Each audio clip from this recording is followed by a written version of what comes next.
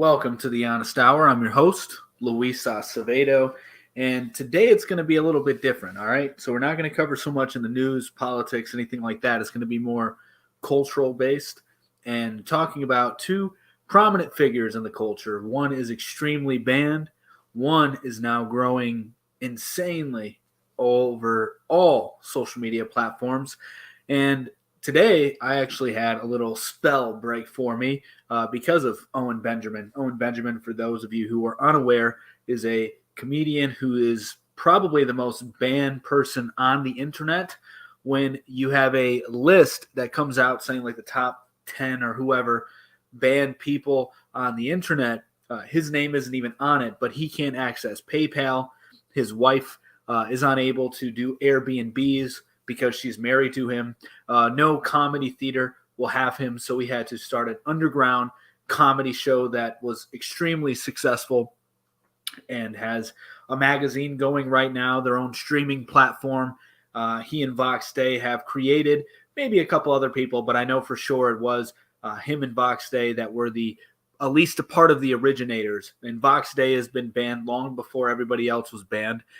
Owen Benjamin is now having his jokes stolen by people like Dave Chappelle and other comics in the world. He has paved the way for a lot of the political incorrectness that you hear right now, and he continues to pave the way. And he has not backed down to the leftist, globalist agenda. He has remained true to what he believes in, and he is an extremely intelligent and perceptive individual.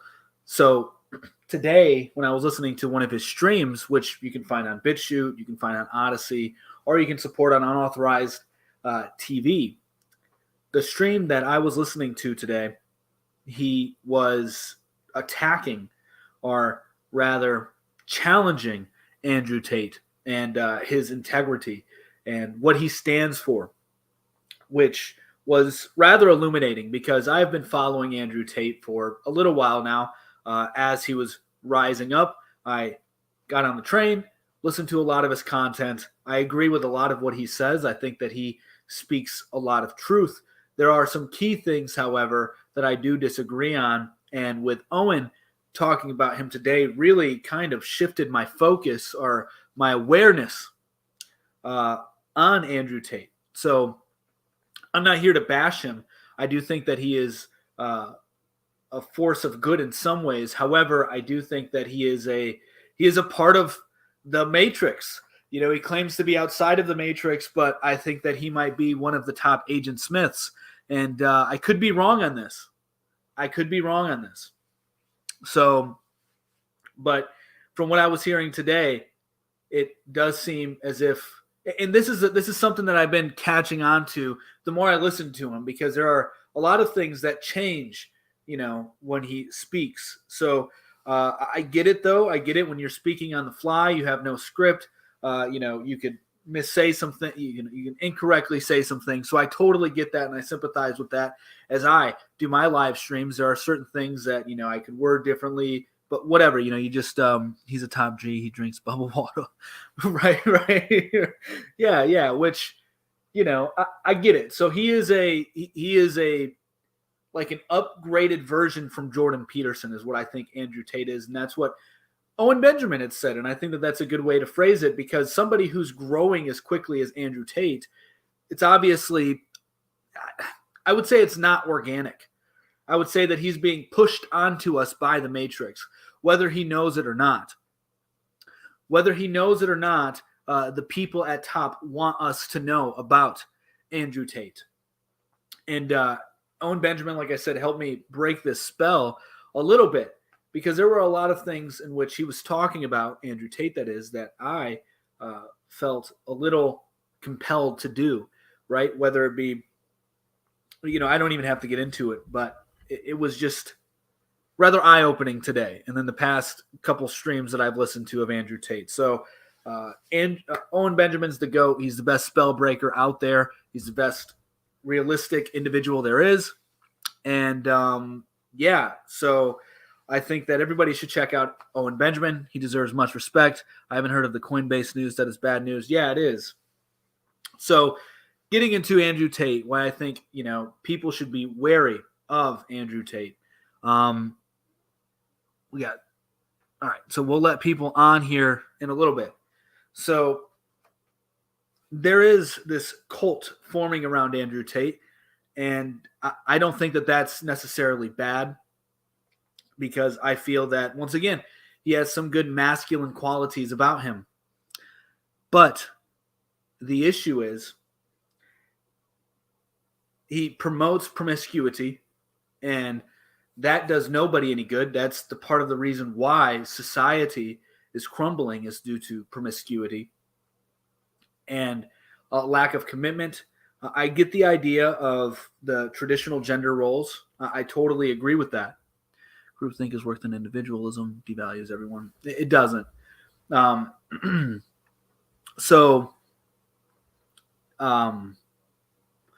With Andrew Tate, there's no really commitment. He speaks out against marriage. And I get that. On a legal level, there's a lot of concerns when it comes to men getting married, because there's risk, right? You can lose everything. You can lose half of everything, because our Western world is very female-centric. But that doesn't mean that people shouldn't try to get married. And commitments are very important to have in your life. And I think that it's very feminine to be promiscuous as a man, because you're just going off of your urges. You're just going off of your feelings. And it is you're just caving. Like, one perspective he had to sort of, say that what he wasn't doing is necessarily bad with the webcam girls. What if she has more financially than him? I don't know that that's a problem.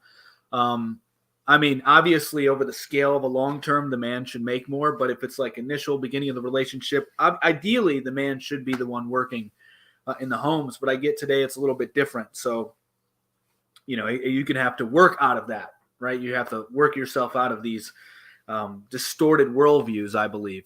But anyway, so as I was saying with, I lost my train of thought with Andrew Tate.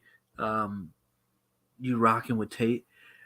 Somewhat, but somewhat not. So getting back to what I was getting to, like, basically you have this, that's what I was going.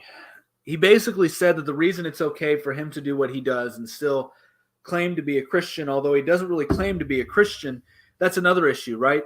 Is that he says that he believes in the idea of God, but he doesn't necessarily have to believe in that there is a God out in the world. But he believes that the idea of a God is real, therefore God is real. So what he believes in is that man can create their own God, which is like a satanic way of thinking. So that's not great.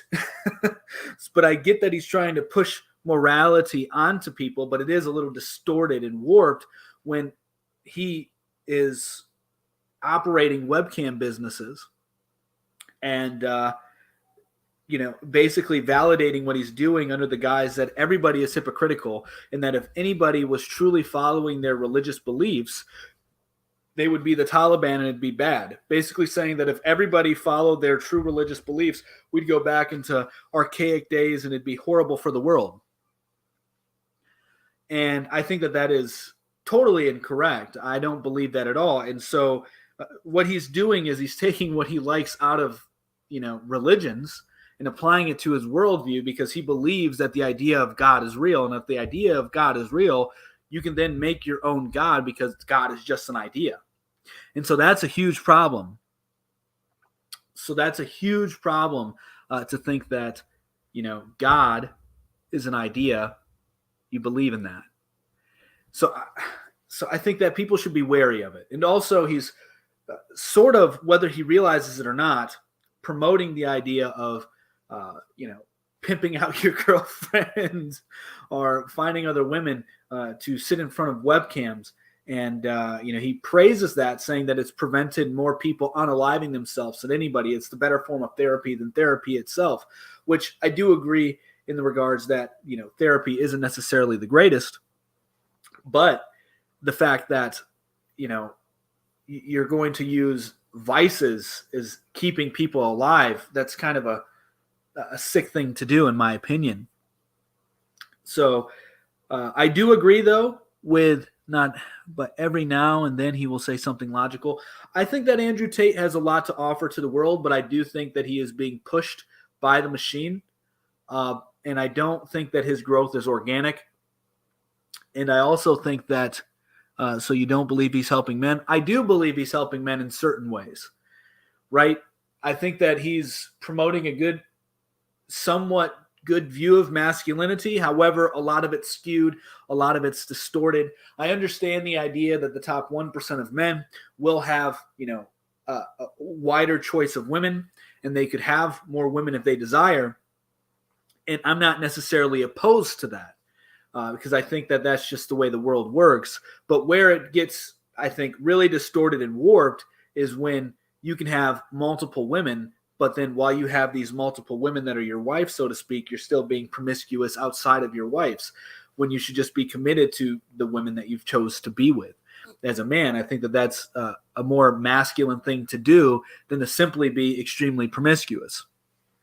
So I think that people should be wary of Andrew Tate. He does have some good things to offer, but he does also have very negative things to offer to the world, and he's not outside of the matrix like he claims to be. That's the other thing that I wanted to mention, is that I don't matter as long as you're honest. Yeah, I know that's an Andrew Tate answer. Of course, that's what you get from Andrew Tate, because you're a part of the cult of Andrew Tate. That's exactly what he says. And I get it. Trust me. I totally get where you're coming from. I get it. He's a very charismatic man. It's very easy to fall into those, thought patterns, because you hear somebody who's very convincing and charismatic. And so you just subconsciously start taking on their sort of view of the world. I get that.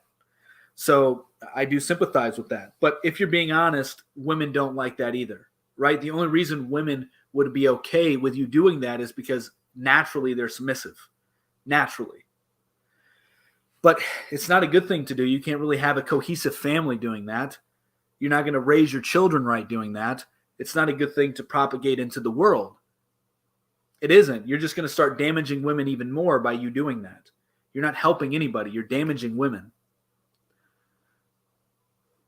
No, that's exactly his answer. That's exactly his answer. That's exactly his response to it. Exactly, word for word. I've listened to a lot of his material, man. I do like what he has to say. But there are some things that I strongly disagree on, and I think that people need to be aware that he is a part of the machine. He's a part of the matrix. He is. He's not Morpheus. He's an Agent Smith. He may be in charge of the Agent Smiths, and he doesn't even know it. So, and I get it. There's a lot of people that are like that. And the other thing that I would add is he doesn't look to God as a savior, but he looks to money as a savior.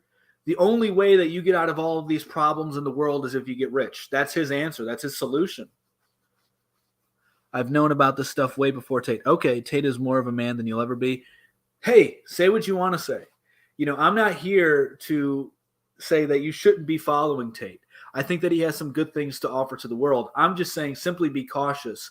He looks at money as a savior. God is an idea. So money is his real God. Money is the God of this world, and he believes that. And he believes that there's a metaphysical concept of God, but it's an idea, and you can take pieces from Christianity, Islam, and make your own God. So I think that, when he's talking about the things to do with the cough and sniffle pandemic, he's saying the reason he didn't have to put anything on his face or get injected is because he was rich. Wrong. That's the wrong message to be telling men, because I didn't have to do those things and I'm not rich. It's just about standing your ground and not giving into those insane orders. So that's what I have to say about that, right? I think that, yeah, exactly. So I think he has a lot to offer to the world. I'm not even calling Hustle's University a scam. I don't think Hustle's University is a scam. I don't think the War Room's a scam. I don't think any of those things are a scam. I don't think he's a scammer. I just think that he has a distorted moral belief, like a moral system. He has a distorted moral system that he's trying to integrate with his, business and how he got extremely wealthy through the webcam girls. And I get it. Somebody's going to do it. That's his view. Somebody's going to do it, so why not it be him? But somebody's also going to, traffic underage people, right? So in that worldview of his, it would be okay to do that. So, there's a lot of issues with it. There's a lot of issues with him, but there's also some good with him too. So we'll let this person come on up. They've been waiting for quite some time, and then we'll jump into some other topics here. What's going on? Hey, how's it going? It's going all right. Great. So I was listening to your takes on Andrew Tate. Yeah. And yeah, I'm a big fan of him, but I actually do support what you're saying. I like how you're giving your perspective instead of just like bashing it. But I see some truth on your side too. So. And I'm not trying to just totally like ignore. Like, I've listened to Andrew Tate. I've listened to pretty much everything I can find of him. I enjoy hearing him speak. I like the things that he has to say for the most part. But I do believe that he has a warped moral perspective on the world. And I don't know where that comes from. I'm not going to make any claims. I'm not going to make any claims like that. I could just see that he sees money as a savior. That's very obvious. Anybody that listens to him realizes that he says, you get rich, rules don't apply to you. So money is his savior. And you also see that he believes that God is an idea, and that idea can serve as good for a society, which is true on a certain level, but there actually is a God. God isn't just an idea. If you believe God is an idea, then you have a satanic worldview inherently, because the view of Satanism is that you can make your own moral code, which is what we see him do, because he'll criticize people who will follow the Quran or Christianity to its extremes, as they should, right?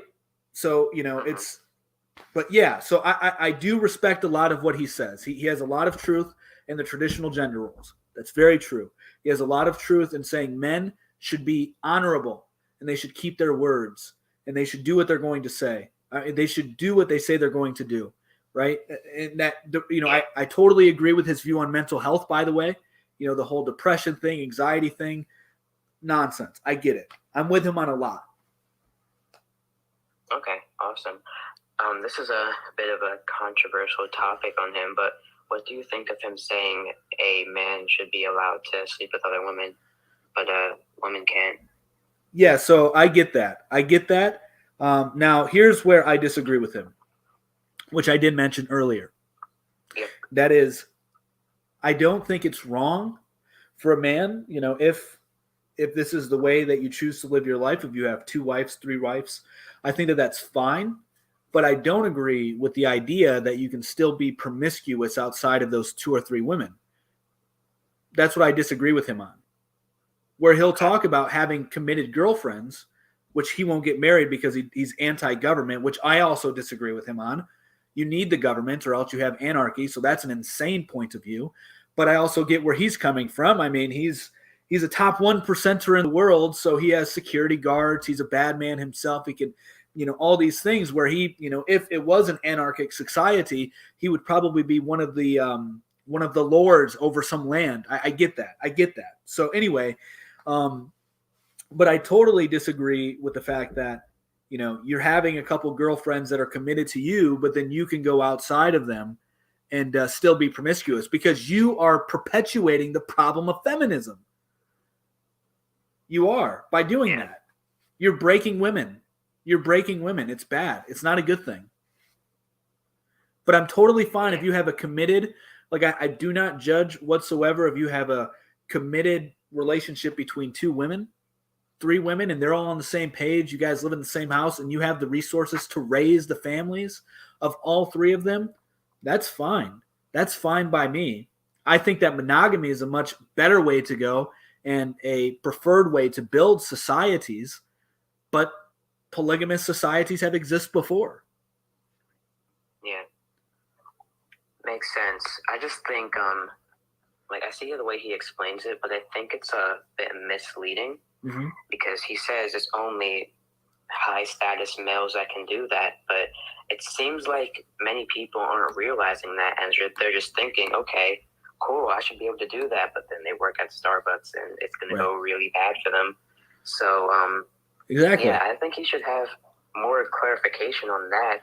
But I know why he doesn't do it, though. Do you know why he doesn't do that?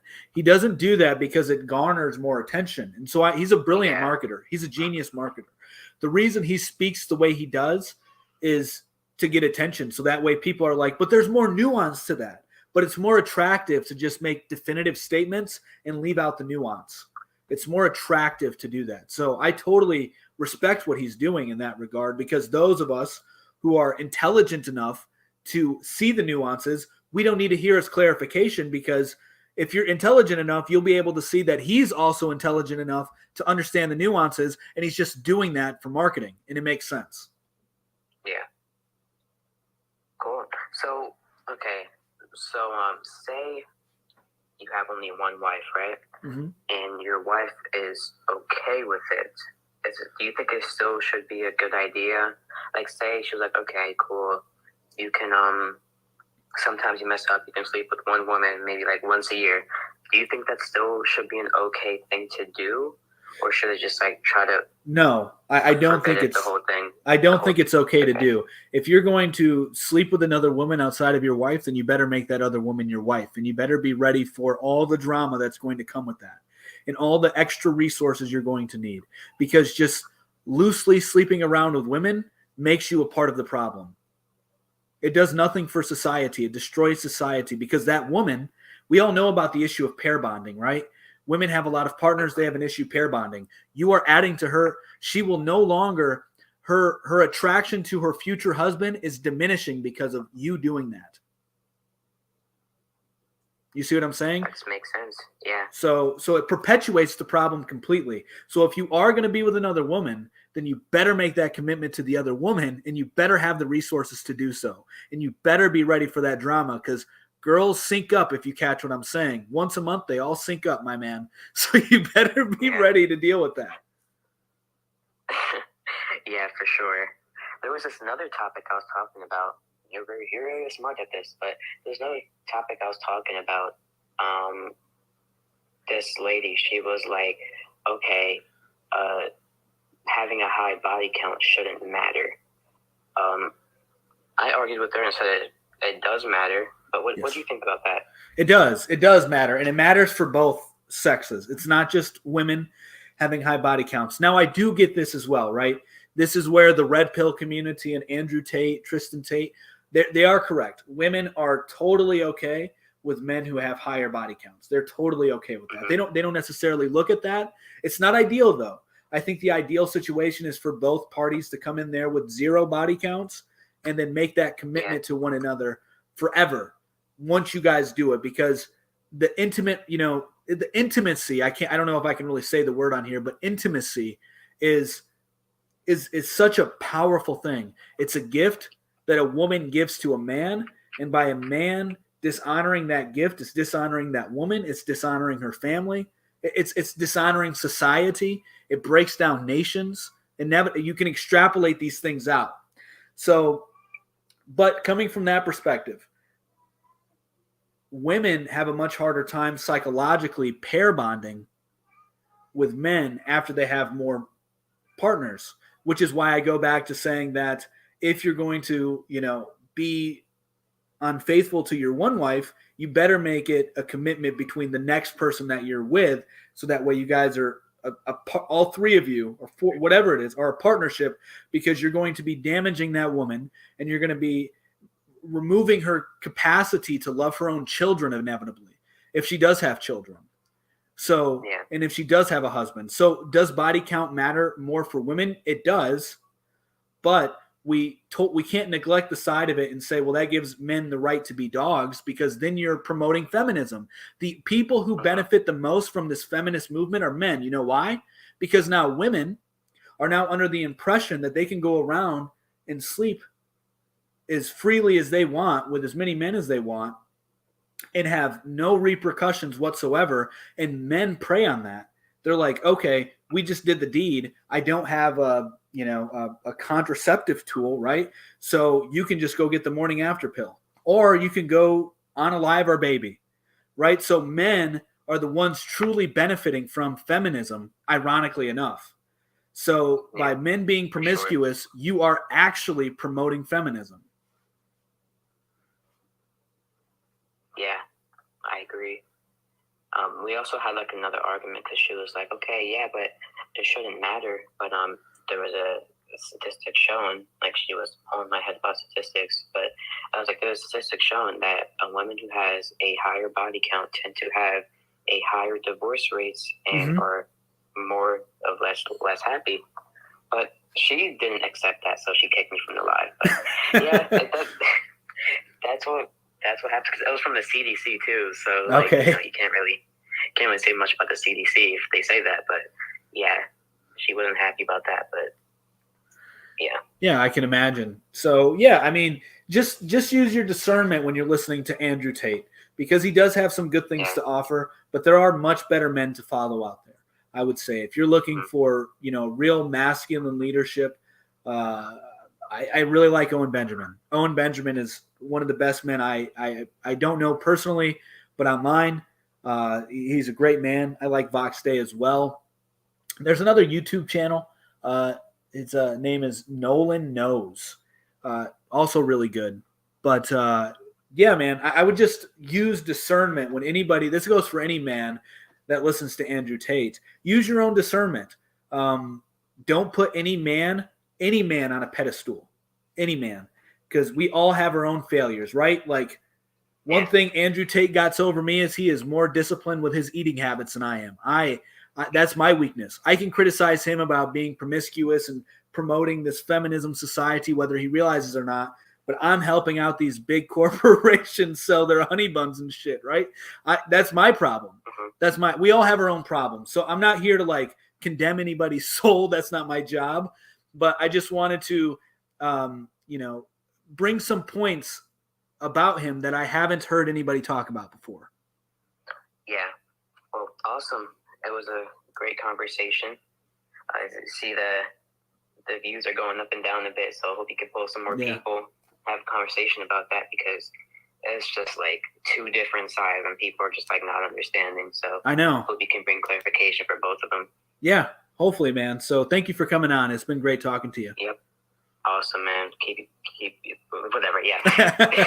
All right, bro. See ya. All right. I'm doing well, James. How are you?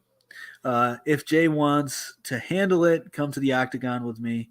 User 489. The cult of Andrew Tate is a toxic masculinity phenomenon. I don't believe in that toxic masculinity crap. That's something that we're not discussing here. I'm not talking about those issues. That's nonsense to me. I'm fine. Thank you. Great. So, yeah. We had somebody else that wanted to join in, but they're no longer there. So, BlackRock, really quick, everybody. BlackRock and crypto and Coinbase have partnered with each other because BlackRock's like, yo, our rich investors want to invest in cryptocurrencies. So Coinbase, join us. This is what we've been talking about for quite some time. Not going to go over this too much, but guys, crypto exchanges are the new banks. They're the new banks. They're taking over. Cryptocurrency is good, though, overall, decentralized. You don't have to go through the exchanges. Anyway, now let's get into groupthink is better than individualism. BlackRock and Vanguard control the entire economy. I don't know about that, but they do have a lot of sway over it. That's a pretty bold statement to make. I don't know that they control the entire U.S. economy. I don't know about that. But, yeah, groupthink is much better than individualism. It is. Most people don't want to accept that. People are adamant that individualism is better than groupthink, but it's not. With individualism, you can never have a society. Individualism leads to do as you wish because you're an individual and you have your own. It leads into anarchy is what individualism is. And anarchy means no rulers.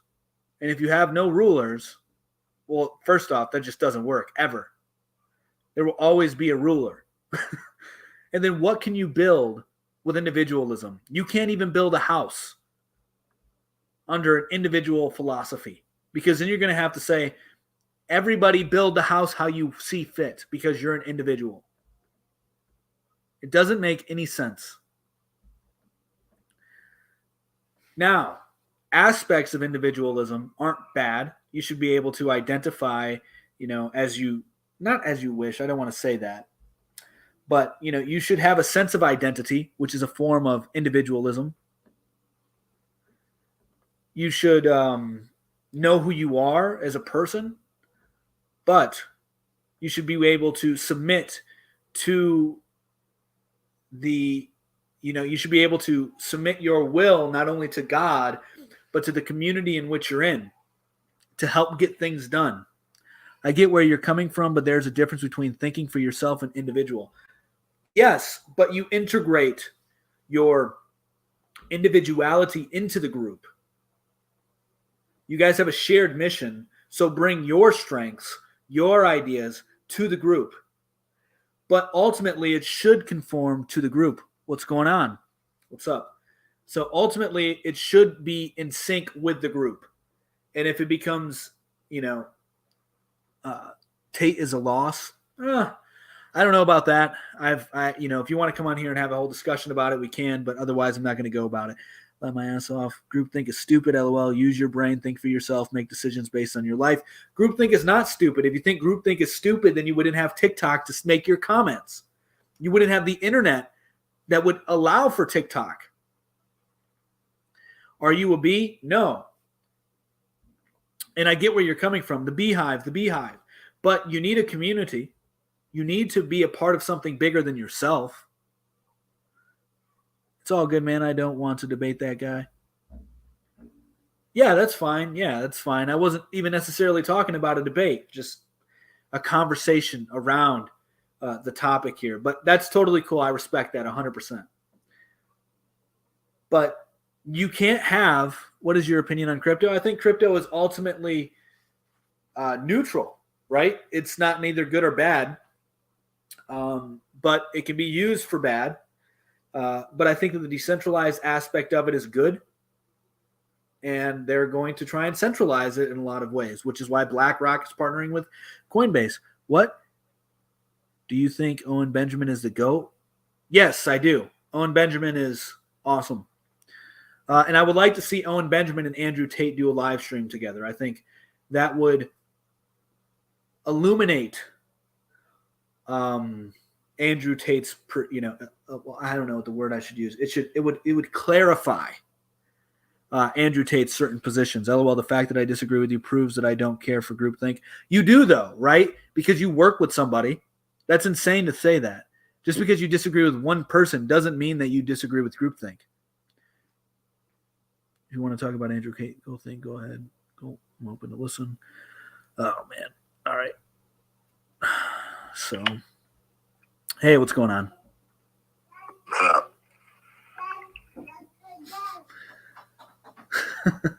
What's going on, man? What do you want to talk about? The cult of Andrew Tate.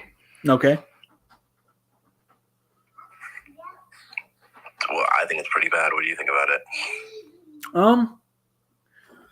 I think that one of my daughters is outside of the room saying, "Daddy." That's pretty funny. Anyway, so I think that the men that are a part of it need to use discernment.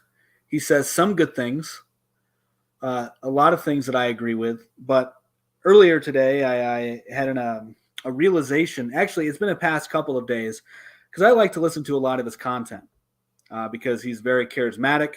I like the way that he speaks with conviction. He has a strong appearance. He has a lot of good talking points. However, there are a few things that I disagree with him on, and I felt that people should be aware of those facts. So I don't think that he is outside of the matrix as he claims to be. I think that he is a gatekeeper. I think that he is right inside of the matrix, and he may not even know it. I think that his promiscuous worldview destroys society at large. I think that his idea of money is that money is a savior, and I don't agree with that. His idea that the belief of are the idea of God is a good enough reason to believe in God, and that's why he believes in God, is a satanic worldview. Because if God is an idea, you can make God whatever you want God to be. That means God doesn't even have to be real. So those are the big things that I disagree with him on. Aside from that, I like his message to young men as far as keeping your word, doing hard things, challenging yourself, being confident in yourself, even to the point of arrogance if you have to. I think that he is an upgraded version of Jordan Peterson for the right wing, but ultimately a gatekeeper. So just basically use discernment when you listen to Andrew Tate. He has some good things to say, but he isn't a god, and he shouldn't be put on a pedestal. All of those things don't really seem like, I guess the good things that you said, those seem like things that everybody should do, not just like men. Okay. Right, and I definitely don't think this. Those are some like life-changing takes right there. Do difficult things, like. Okay. Cool. What are like the real reasons you follow Andrew Tate though? Because like I've already listed them for you. I like his views on the gender. I like because his, he told men to do hard things. Yeah, I'm summarizing it for you. I'm not going to sit here and give you a freaking essay about all the things of what he's describing doing hard things at. You can extrapolate that. I'm sure you're smart enough to extrapolate what doing hard things are, doing things that you're fearful of, doing things that would help improve your life, things that aren't easy, right? So men don't do that these days. A lot of men don't do that these days. So I think that's a good message. Any man who promotes that message, I think, is doing a good service to men in some way, shape, or form. Like I said, I like when a man stays strong in his position. He doesn't waver. He stands his ground. Even if I disagree with that, I get a lot of respect out of a man that does that, because most men don't do that today. They cave to the masses. They cave when somebody challenges their worldview. So I greatly appreciate that from him. It shows strength. And I like his roles on the genders. I think that he has a very traditional view of the gender role. It is skewed in some regards, as I've already stated before, the promiscuous behaviors, but otherwise it's pretty much right on. He is pro-family. Don't know if he has a family. He's not open about that. That's for him to decide. How do you tell if someone's caving to the masses, or they're just like realizing that they're wrong? Yeah, when they start apologizing just because they've been shamed. Well, how do you know the difference? They're being shamed, and they then apologize. And so you can just tell in the body language. You can tell in their opinions being more strategic, as opposed to just speaking from their heart and their mind. It's more of a body language and a tonality observation than anything. The way they speak about things, the way they have, you can see contradictions in their worldviews, inconsistencies, and they're just doing it for attention and to get a paycheck or to get fame. So there's a lot of men that do that. And that's one of the reasons why I have on there Owen Benjamin is the GOAT, because he's notorious for not doing that, even when it cost him money.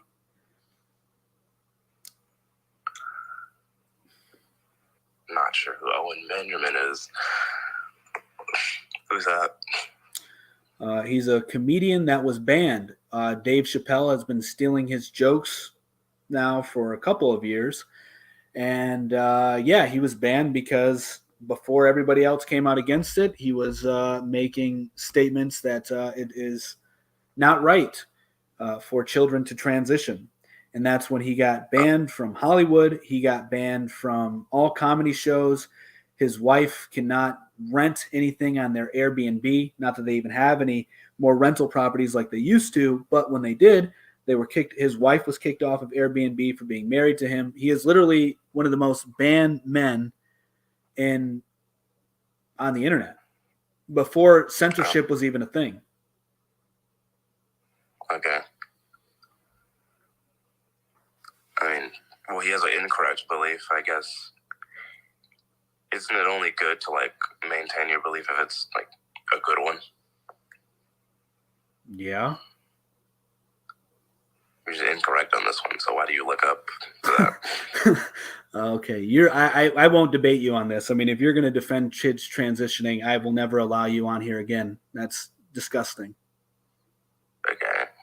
So if that's your position, just be honest with me, and we're going to end this conversation. Because I refuse to talk to anybody that's in support of that.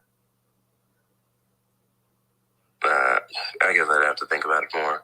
But for, like, there's another Andrew Tate position that's been, I guess, I don't know if this is a new one, but he was like 18 and 19-year-olds are, like, more beautiful because they've had less sex. Do you hold that same position? So it doesn't even have to be 18, 19. It's the fact that men appreciate innocence in a woman. That's what they want, ultimately. I'm sorry? What do you appreciate? I appreciate innocence in a woman as well. All men want to be the first. They do. They do. Not necessarily. If you say that, that's okay. I mean, you can try to smart boy way your answer, saying, "Well, not every man. You can't speak so generally." But you directly said all. I mean. Yep. Here we go. Smart boy answer. Smart boy answer. Smart boy response. Smart boy response. Smart boy response. There's nuances, guys. Everybody listen to the nuances, because you can't speak for everybody, because if you speak too broadly, you can offend some people. I don't give a damn. Nearly every single man in the universe feels the same way as what I'm speaking. They would rather their woman not have been with anybody else aside from them. Fact. How do you know that? It's human nature, bro. Because women bond. Human nature. Okay, so first off, it would be ideal if nobody had partners before they met the one that they wanted to, conceive with, because intimacy is a very precious thing. It's an extremely precious thing. Multiple people. Yeah, and that's unfortunate, man. That's very unfortunate. You should stick with one person. And if you're going to have multiple partners, you should stick with those multiple partners consistently. Otherwise, you're just damaging the world, and you're trying to fill holes that you don't even realize. How is it damaging? Because how can you have a family? How can you build society? You can't build society by promiscuity. What you do is you destroy society at its core. You destroy women more than anything. It's very anti-feminist of you to be promiscuous and to have multiple partners. It's not very supportive of women. I don't think you know what feminism is. No, I don't think that you know what feminism is. Do whatever yes, and the feminism movement that you promote is anti-woman, and you don't even realize it because you're so brainwashed like a sheeple, and that's okay. Maybe one day you'll wake up from talking to me. Yeah, but like, how do you even know who's brainwashed and who's not? How do you know? Because of your responses. Your responses are exactly what they'll tell you to believe, what feminism is.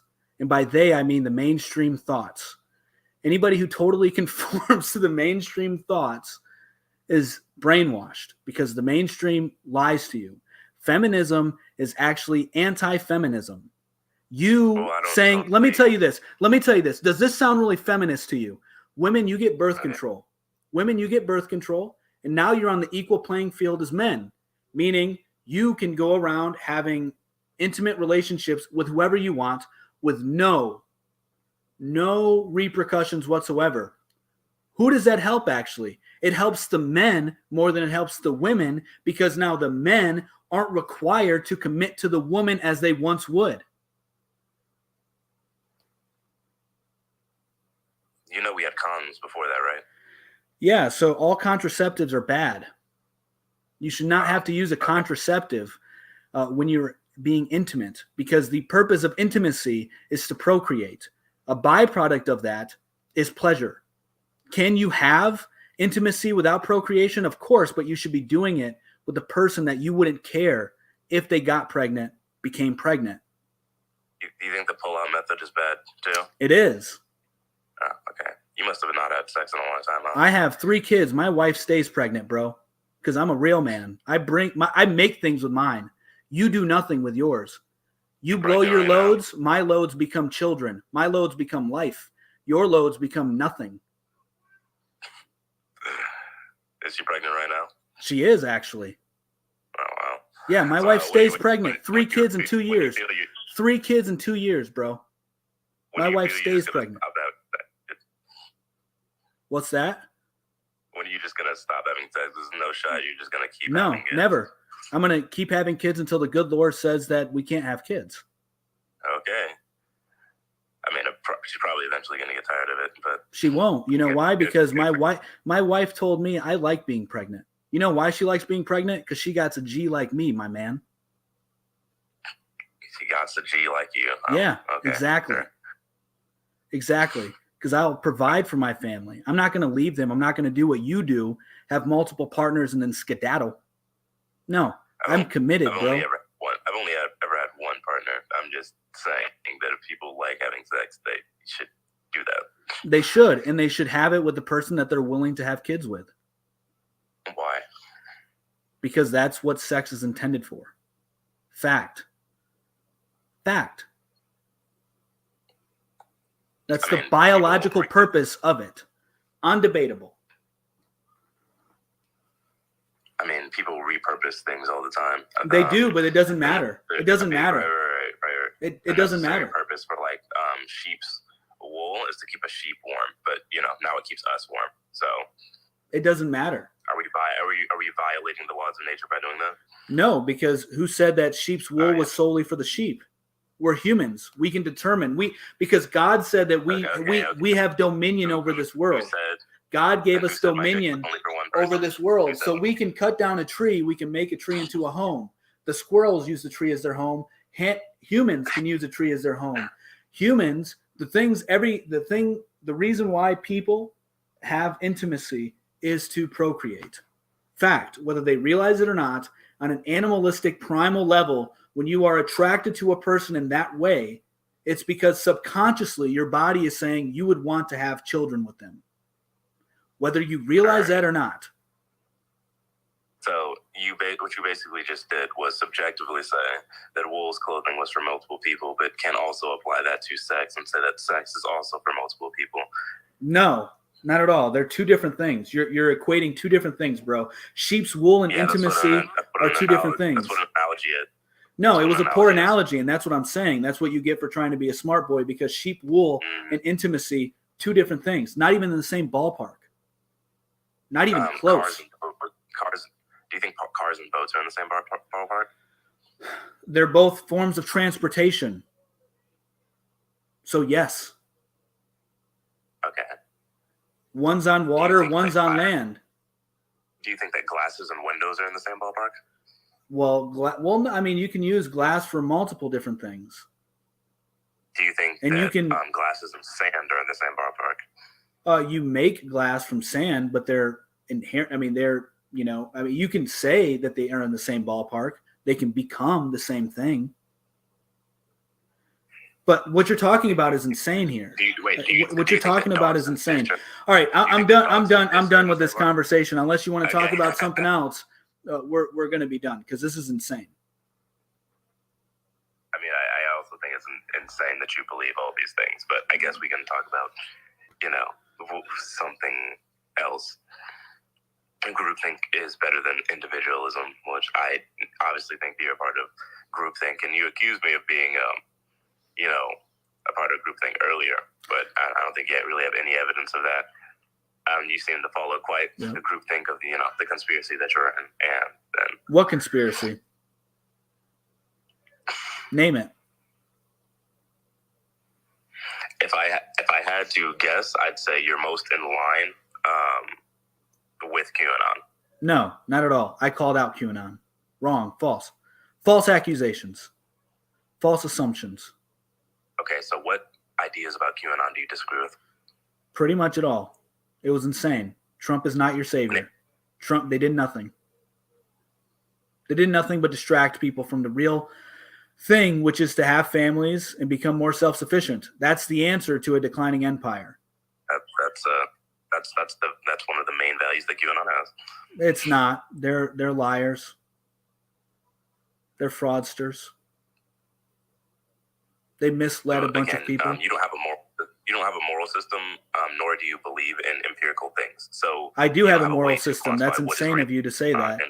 But my God is the one that determines the morality you have no of the way world. Of determining things that are empirical or not. All right, man. Peace. All right. One at a time, or else it gets too crazy. Hey, what's going on? Hey, man, I just wanted to say to that Taylor guy, because I was listening to what you were saying, and it seems like he's, in a way, indirectly advocating to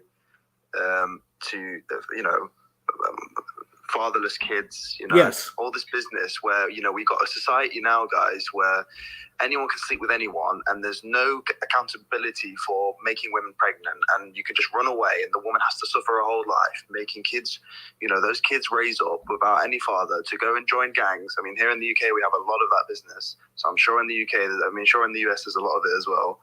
And I don't think they're quite understanding the idea of it all. The idea of it all is to ensure that your woman is protected, the man is protected, and the children are protected. If you go around and sleep with everyone, no one is protected anymore. And I wanted to say this when Taylor was here, but obviously you've removed him now, which is fine. But again, morally speaking, it's so incorrect. This idea that we can sleep with anyone and nobody's accountable for anything.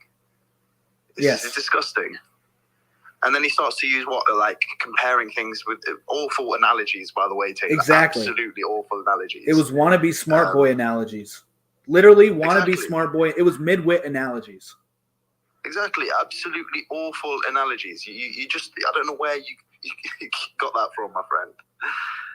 You can't compare something that we use for clothing and taking off an animal to sexual intercourse and providing for families and ensuring that there's accountability for the man and woman if they choose to do something which is unaligned to the moral standards. It's unbelievable.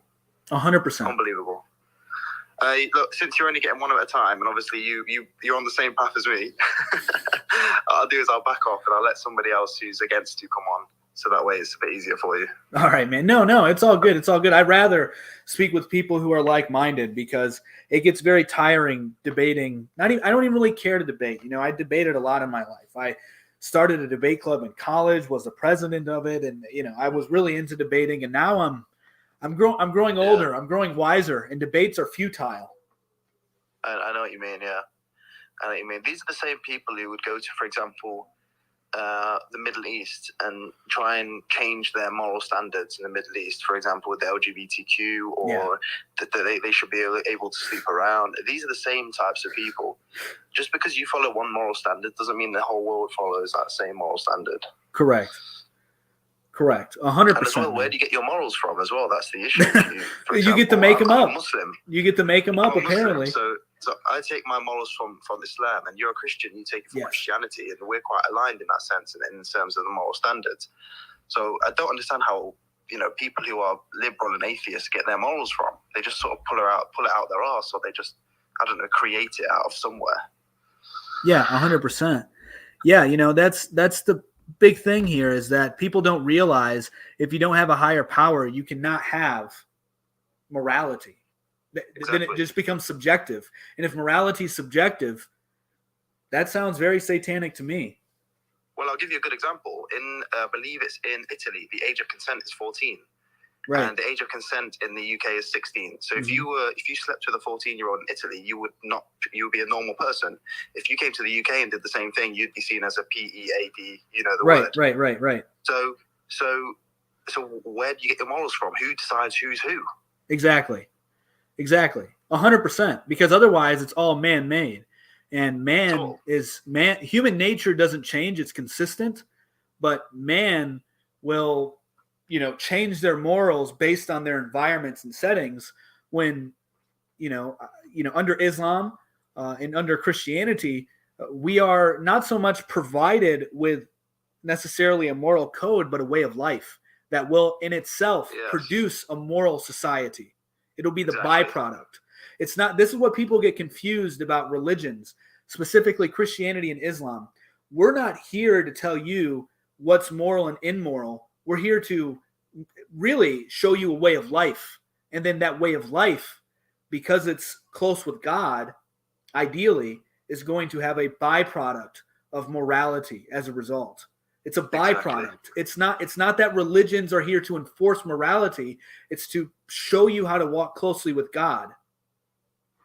Yes, and if you don't have a moral compass, then anywhere will take you there. Mm-hmm. You know, before Christianity, Islam, and Judaism, before these monotheistic religions came into place, the world was disgusting. Do you realize how disgusting the world was? All your morals, atheists, all your morals in the West are taken from Judeo-Christian values, all of them. Every single one of them. Don't murder, don't steal, don't do this, don't do that. All of that is taken from Judeo-Christian values, which with time, they've changed slowly. But the basics is from Judeo-Christian values. The American laws are taken from Judeo-Christian values. That is fact. Nobody just woke up and thought, you know what, I'm not going to steal, I'm not going to kill. No, because people before monotheistic religions used to do the most disgusting things you could imagine. I mean, I'm talking like burying their daughters just because they'll being a girl, just for being a girl. They'll bury them alive. Like, how disgusting is that? That's the type of morals that they had. That's what people have to understand. Yeah, so I mean, I think that we disagree a little bit. I don't think that there was ever a time where God wasn't around. So I think that there was always good. I think the world is inherently good. I think that God's creation is good. I think that the opportunity for evil to arise is always there because man has free will. And overall, I think that life is good. I'm not. Yeah. I don't take the perspective of, you know, the world is inherently bad. Watch out for it. I know that there's evil in the world, but God does establish the good, beautiful, and true, and it's always here. It always will be. And as humans, sure, yeah, our responsibility is to bring that into the world and worship our Creator. Sure. Yeah, I would agree with you to an extent. But then, for example, if you go back to pagan Arabia, I mean, before Islam came, the pagan Arabia was an awful place to be. But I'm not suggesting everyone was bad. I'm just suggesting that since there was no actual definitive morals, anyone could do anything. Yep, I got you. Because yep. who can say who is who? Who can say who's wrong? Do you get my point? Yep. No, I'm totally with you. I totally get where you're coming from. And people saying this is an echo chamber. So we have two people in here. He's Islam. I'm Christian. We could start debating theology, but why would we? Exactly, do, it's ridiculous. Why would I want? I don't want to waste my time doing that.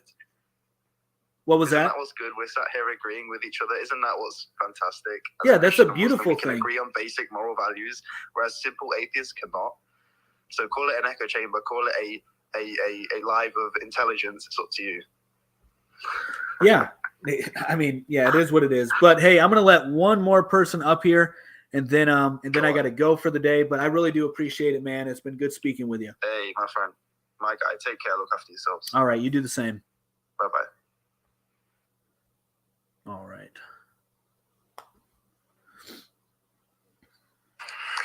Hey, how's it going? Hi. So I have a lot of problems with what you've been saying. And I think for the interest of both of us, I think it's important to keep respectful. And I think it's important, to keep our points concise. I think that there's a huge problem with you saying that, like, preserving purity culture, what you were saying to the speaker before this. Forcing purity culture on people demonizes the act of sex. And sex is empowering to people, specifically women. If you demonize it, you're creating shame. And unfortunately, in a patriarchal society, men don't take any of that shame. None of it. It's always the woman that's at the deficit. And the thing is, we can see this in society when we look at men, strong businessmen who sleep around with people, with ladies who stand on the street. I'm not going to say the name. I don't want to get shadow banned, but you understand what I'm saying. It's the woman who's always demonized. Mm-hmm. And I think that people should be able to live a life. I'm trying to like work around, I get what you're saying. The words. But people should be able to feel empowered by the acts that they commit, as long as there is there's consent and communication involved. If you want to have a one-time fling with someone, there is nothing wrong with that. There is absolutely nothing wrong with that. There is no way that you can prove. There's absolutely no way that you can. You said we're going to keep it concise. This doesn't sound very concise to me. I'll leave it at that. I think you've made your point. I've said my main points. So, yeah. You can go. I actually think it's the opposite to have a purity culture because you're then valuing intimacy a lot more. If something becomes abundant and free, it loses its value inherently. It becomes valueless. That's not true. Are you going to let me speak? I let you speak. And it is very true. We can use the analogy. You mass produce anything. You mass produce anything, what happens to it? The price goes down. Same thing happens with either gender. You mass produce your numbers, body count, your value goes down. And so you're making yourself less valuable by doing that. To be pure is to increase your value. It means that you're going to connect with the person that you had your intimate moment with even more. You guys will have the children that you will bring into this world, God willing, that is his purpose for you to have children, will be, the connection will be much greater than otherwise. It's the opposite of what you claimed it to be. The complete opposite. What you're doing, I can't say you're doing, I'm not trying to be accusing here, but what you're promoting is the opposite of value. And then as far as shame's not a bad thing. It's a good thing, actually. It can help people change tremendously. As men, we'll shame each other if we're doing things that are irresponsible, right? Like if another man called me overweight, that was my friend, they'd be kind of right. I am a little bit overweight. They can shame me, and then it might inspire me to lose some weight. It's a good thing. It's not a bad thing. Okay? Shame in a culture is always going to be natural. Whether you accept it or not, you may be part of a group, not even saying this is it, but you could be a part of a group that shames another people for their belief system because you think their belief system's incorrect. Shame is a natural part of living in a society. There's going to be certain things that people don't accept within the society. Therefore, shame is a tool we use to mitigate that, push it to the outbounds of society. Now, in regards to patriarchies will always be here. They're the most dominant force in the world. And the only way that you have matriarchies is if you have a patriarchy first. Because men are more equipped for war. This is fact. Women shouldn't be in war. And that's a very true thing. And I would never want my wife or my 3 daughters to ever see the front lines ever. That means my nation is lost.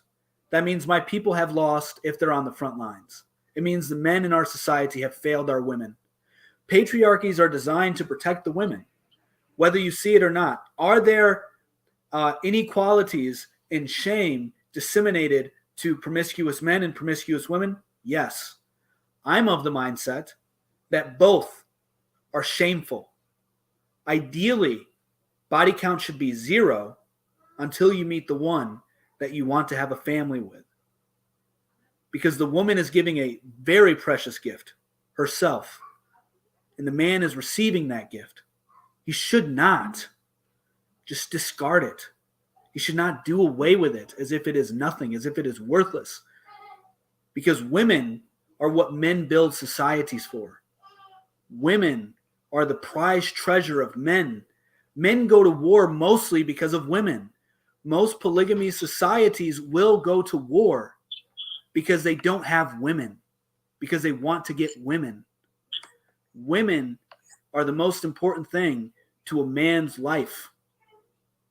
Now, men can have purpose outside of the woman, which is necessary. It's required. You should have a purpose outside of your woman. Your woman shouldn't be your purpose, but she should be a part of what it's not so much that she shouldn't be your purpose.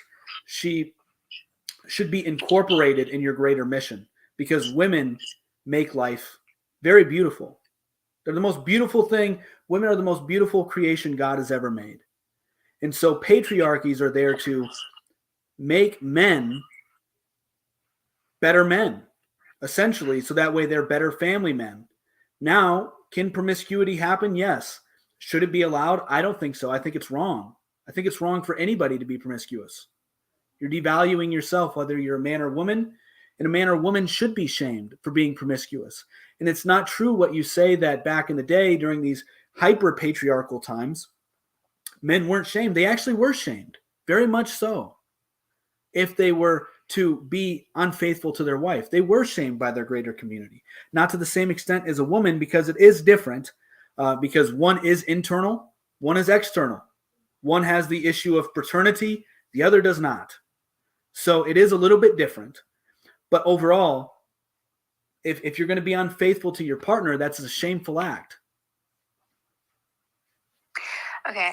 Are you accepting anyone else in this live? No, this is going to be the last one, and then I got to go. Okay. When you're able to, you need to speak to a guy named Mr. Jones. He's in this live right now, and he would 100% destroy everything that you've just said. He's amazing, and he really brings a lot to the table.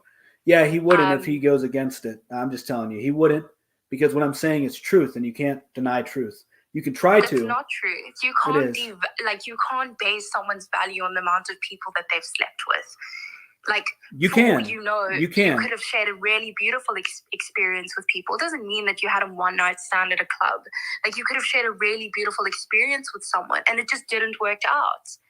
Yeah, I don't. Economically, you weren't compatible.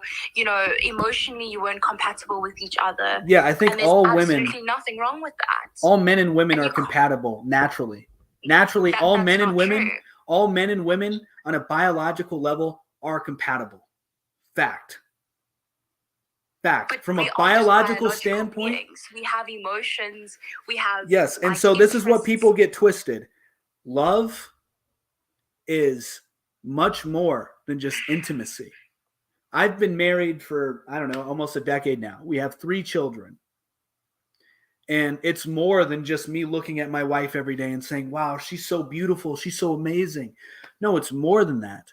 It's so much more than that. And it's so much more than me being like, wow, I really want to have intimacy with my wife. It's much more than those basic emotions. And this is why men should lead the relationship, because they're able to better handle the emotions, and they're more stoic in their mindsets. Men are more analytical than women. This isn't to say that all women are analytical. This isn't to say all women are emotional and, crazy. No, the women bring out a very emotional side, and that is a beautiful thing. My wife is way more empathetic than I am. Extremely more empathetic than I am. Extremely more patient than I am. And these are necessities when you have children.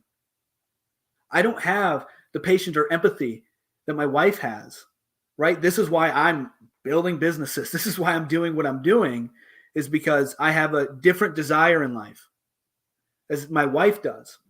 Women are natural leaders of children, and that is the most beautiful thing to be. And men are natural leaders of the home and of society, because we are the ones to protect the women and the children. When things go wrong, who's the first ones to get saved? Women and children. Women and children are the first ones to get to the lifeboat. Women and children are the first ones to be evacuated. And who's left to fight the fires? The men. And that's because men value women and children over themselves. That's just not true. That is just not true. So you mean to tell me you would? I highly doubt that you would go running into a fire to save a family you don't know. I highly doubt it. I'm Israeli. I did 2 years in the military. Women shouldn't be there. That's totally wrong on Israelis' part.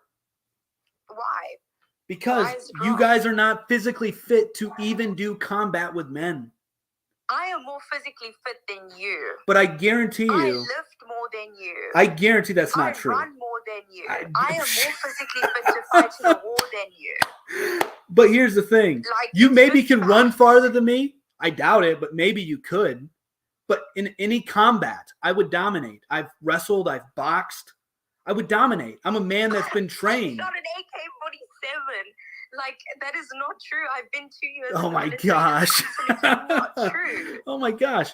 Whatever you want to say. So you can have your crazy, you can have your crazy feminist ideology. That's totally That's totally fine. But you'll eventually see that it's useless and degenerate, and it leads you to hell. And that's okay. That's on you. That's not me. Just wait, Dad. So, yeah, you do you. You know, I'm just over here going to keep saying what's true. And you can deny reality. You know, the Jews should be agreeing with what I'm saying because a lot of my take is Old Testament.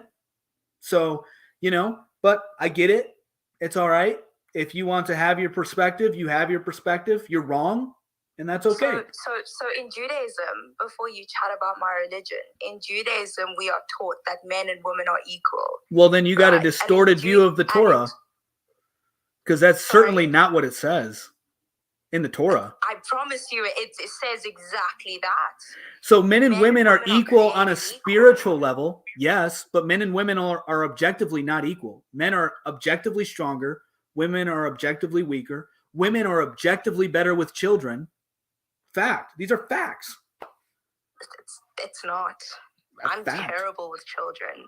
Well, that's very unfortunate.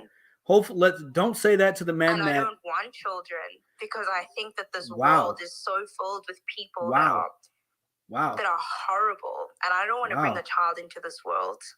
I don't want to be someone that brings a child into this world that's littered, that's so polluted, that's got these men in power that are removing rights, are removing my freedom. I don't want to live in a world like that. I don't want to live in a world where men create wars. I don't want to live in a world where a man tells me what to do and how to live my life. I'm studying law, and I'm probably with the man that I'm staying with now. I am going to be earning more than him. Oh, good for you. And that makes me the head of the household because I bring in more money than him. Financially, I make the decisions. We make it together, but I mean, I can make the decisions because I'm more financially stable. All right. And you can laugh, and you can absolutely laugh. It's totally insane what you're saying, and maybe one day you'll realize it, but it's all right. Because I'm proud and I'm confident of who I am. And that no, you're lost. You're lost. You're way lost. You are extremely lost. Like you are stranded in the desert with no water, no food. You're completely lost, and you don't have a compass. You are totally lost. Because I don't want kids. For so many reasons. Because I don't want kids, and because I'm studying a degree that would make me financially stable, and if I wanted children, which I don't, would make them financially stable. Yeah. Like, no, it makes no sense. I'm not lost. Hey, when you're 80 years old, the person that I am. When you're 80 years old and you have nobody to take care of you, and you have somebody, well, you actually have to pay somebody to take care of you. You know, you'll see. When nobody's there to help you in the middle of the night, when you're struggling to get up when you're 80, 90 years old. God willing, you make it that long, because nobody can determine how long we live. I hope you have a long, fruitful life. But what are you going to do when you're 80 years old and sitting with your piles of money and maybe Gucci bags and Louis Vuitton outfits and, you know, have all the money in the world, but you have no kids to pass it on to? You have nobody to pass it on to because you think the world is failing. I mean, I can give it to kids that are in the but not your kids system. But not your kids. I can give it to kids that are starving in Africa. I can give it to kids that are homeless. So if you want the world to be a better place, the best way to make the world a better place is by bringing in people, by making people and raising them correctly, and then you're helping make the world a better place. Fact. Have children, raise them well, and then now you have good citizens in your country that will help make the country a better place. But hey, if you want to be 80 years old, paying somebody to take care of you, that's okay. You do you. Because, you know, this promiscuity mindset as well, it's going to fade away once you turn 40, 45. because men aren't going to want you the same way that they probably do now. It's just a fact. The thing is that I don't go for men that determine my worth on the amount of people that I've slept It has with. nothing to do with that. It's women have, this is the thing that we forget. Women have a biological clock on their value. That's not true. It is, because you can only conceive until you're like no matter their 35. gender, anyone will always be inherently worthy. Yes, on a spiritual level, I agree with you. There are certain things, but as far as intimacy and having relationships and building families, women lose their value over time. And it's a sad thing that modern women are failing to see. What I'm saying is actually extremely feminist and extremely pro-women. I have 3 daughters. I think about this stuff a lot. I have a wife. I have women in my life that I care deeply about. And what's being pushed by the media is disgusting and anti-woman. It's destroying women. And they won't realize it until they're 60 years old, sitting in a nursing home thinking, wow, at least I had all those fun times partying and we could do whatever we want. And good thing we didn't have kids. We're saving the world. Little do you know, they have a new narrative they're pushing, trying to scare everybody. And at 60 years old, you now have the hindsight to say, wow, I was really fooled when I was 20 and 30. You see, the problem with your mindset is that it limits the choice of a woman, right? No, my mindset is to optimize society. Men play to their strengths. Women play to your strengths. Men and women complement each other. Women shouldn't be saying, I'm the head of household because I do this, I do that. Regardless, your man should be the head of the household. Regardless. But why? If I bring in the money... Because it's more than money. It's more than money. Men typically have a better perspective on the big picture. Fact. It's just the truth. Are you calling a woman stupid? No, I'm not. Women are very intelligent. My wife is super intelligent. Super intelligent. My daughters, you can already tell they're really intelligent because they got good genes. They're 2 years old. They're already trying to read. They're saying a lot. They're very spatially aware. Women are extremely intelligent. The thing is, a man will always be better than them. No, that's not what I'm saying. We have things that complement each other. Men are better at certain things. Women are better at certain things, right?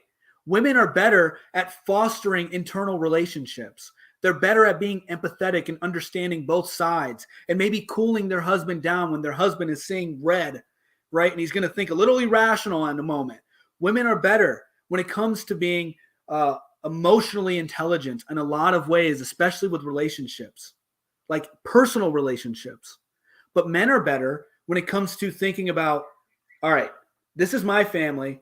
We're going to do okay, but now I have to think about the greater community. How is this going to affect the greater community? Where women tend to think, I'm going to do what's best for my family. And that's beautiful. That's beautiful. You need that. You need that mama bear to be saying, I'm going to choose my kids over their kids every day of the week. I'm going to do what I can to make sure my family has what they have. Well, the husband will be doing the same thing, but the husband's thinking we have to be active participants inside this community. And then the woman can be a lot better at doing the diplomacy behind the scenes with the other wives and the other children, coordinating, doing events like that. Like we have our roles and they're so beautiful. They're not anti-woman. They're not saying men are better, women are better. We all have our roles to serve in this world.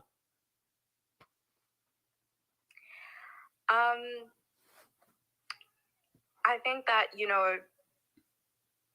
I don't even fucking know what to say. Sorry. I get it because I'm right.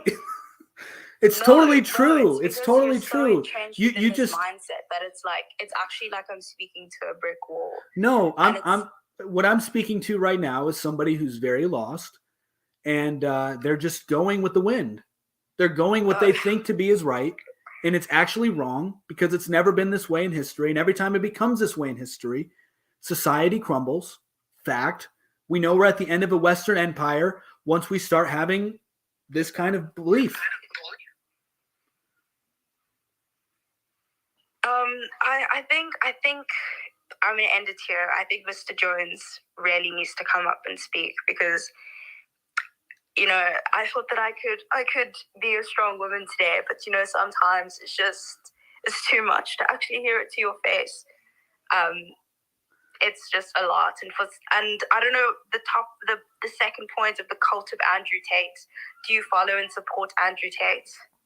I do follow him. I am a supporter of some things that he says, but I disagree with him as far as promiscuity, which you would agree with him on. He agrees that, men should be promiscuous and they should have no real commitment to women, and that's totally fine. I totally disagree with that. You might agree with him on this as well, that money is a savior, that money makes you better. It doesn't. You may agree with him on this as well, which I don't, and that is God is an idea, so therefore you can make your God be whatever you want to be. Those are things that I strongly disagree with him on. So I would say that, Andrew Tate should be viewed with discernment. That's all. But I'm out of here, guys. Much love. Peace. So, all right, guys. Thank you all for tuning in. I hope you enjoyed the show. Peace.